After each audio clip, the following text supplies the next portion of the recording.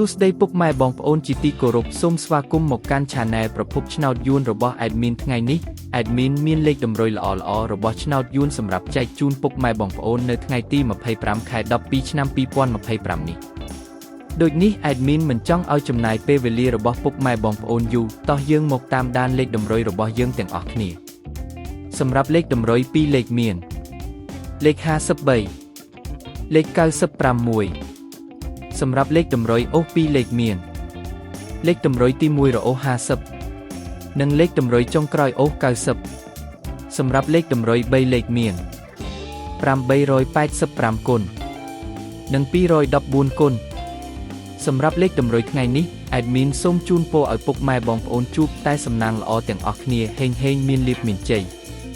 ជាចុងក្រោយសូមកុំភ្លេចជួយចុច Subscribe និង Comment ហើយដាក់សញ្ញារូបកណ្ដឹងដើម្បីជួយផ្ដល់កម្លាំងចិត្តមកកាន់ Admin ជាពិសេសងាយស្រួលតាមដានវីដេអូថ្មីនិងលេខតម្រុយល្អៗជាប្រចាំថ្ងៃជាមួយ Admin សូមគោរពលាពុកម៉ែបងប្អូនពីខ្ញុំបាទប្រភពឆ្នោតយួនសំណាងល្អទាំងអស់គ្នាសូមអរគុណ